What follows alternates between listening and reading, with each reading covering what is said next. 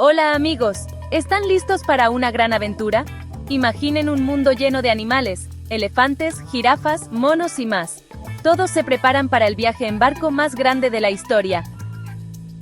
Hace mucho tiempo, vivía un hombre llamado Noé.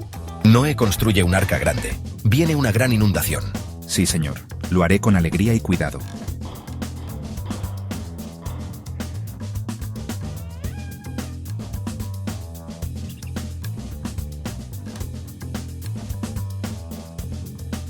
Noé trabajó duro construyendo el arca.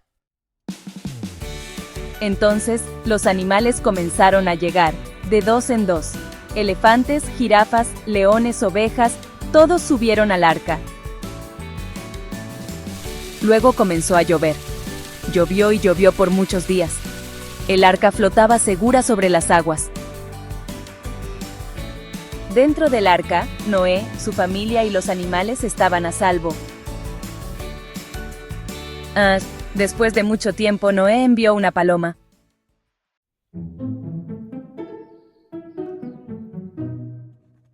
La paloma regresó con una ramita de olivo. La tierra estaba seca. Cuando todos salieron del arca, vieron algo hermoso en el cielo. Era un arco iris brillante, la señal de la promesa de Dios. Nunca más inundaré toda la tierra. Y así, Dios cumplió su promesa. Él siempre lo hace. ¿Ves?